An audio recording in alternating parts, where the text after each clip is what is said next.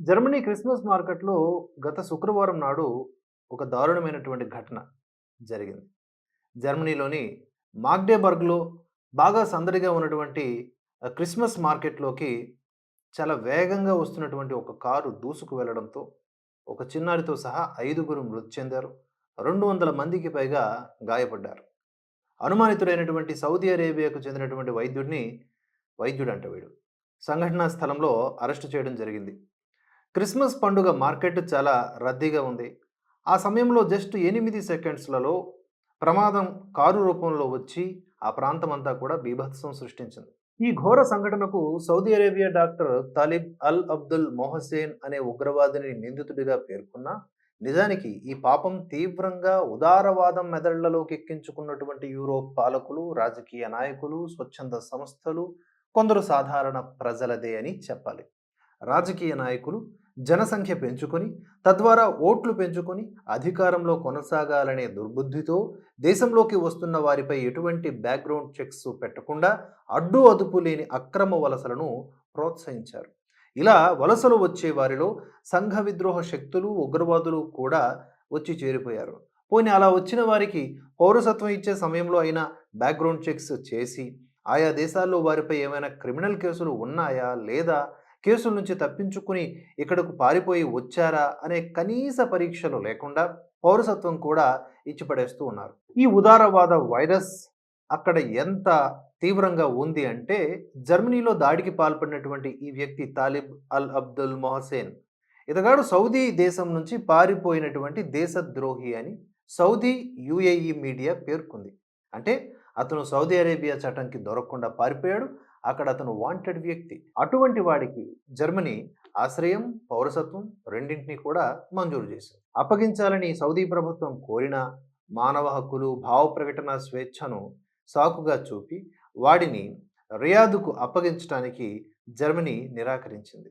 ఇప్పుడు వాడు శుక్రవారం ఈ మారణకాండ ద్వారా తనకు ఆశ్రయం ఇచ్చినటువంటి జర్మనీ రుణం తీర్చుకున్నాడు.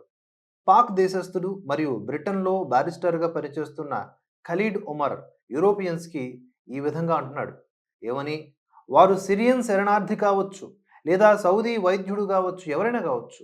ఇది మానసిక వ్యాధి అయినటువంటి స్లామ్ యొక్క డిఎన్ఏ. మీరు మీ సొంత నాగరికతను నాశనం చేయడానికి మనుషుల్ని కాదు మానసిక రోగుల్ని, నేరస్తుల్ని దిగుమతి చేసుకున్నారు. ఐబీరియన్ ద్వీపకల్పం నుండి అరబ్బులను తరిమి కొట్టడానికి మీరు 781 సంవత్సరాలు పోరాడారు. అది జరిగి ఇంకా 500 సంవత్సరాలు కూడా పూర్తి కాకుండానే యూరోప్ మిమ్మల్ని స్వాగతిస్తోంది అనే ప్లకార్డులతో వారి వారసులను దిగుమతి చేసుకున్నారు.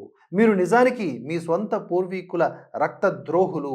మిమ్మల్ని ద్వేషించడానికి ఇష్టపడే వారిని మీరు దిగుమతి చేసుకున్నారు. సాంస్కృతిక వైవిధ్యం అనేది సామాజిక రాజకీయ భావజాలం కాదు. ఇది ఐరోపా నాగరికతకు మృత్యువచ్చు. వైవిధ్యం అంటే శత్రుత్వం కాదు. ఐరోపా నాగరికతకు చెందినటువంటి ప్రతి దాన్ని అక్కడ ఉన్నటువంటి ఇస్లామిక్ దేశాల్లో మతోన్మాదులు ద్వేషిస్తూ ఉన్నారు. మీరు జీవితం, సంగీతం, నృత్యం, రంగులు, వైన్లు, లైట్స్, నవ్వులు, ఆనందాలు, శాంతియుత సహజీవనం, మానవ ఆరోగ్యం లేదా మానవ గౌరవం, ఆలోచన స్వాతంత్ర్యం, వాక్ స్వాతంత్ర్యం ఇటువంటి వాటికి ఎక్కువగా ఎంతో ఆదరణ ఇస్తారు.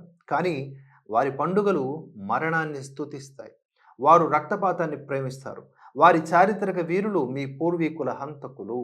వారు ఆనందాన్ని మరియు నవ్వుని విస్మరిస్తారు. మీరు ఈ జీవితాన్ని విశ్వసించి ఆనందాన్ని పొందుతారు.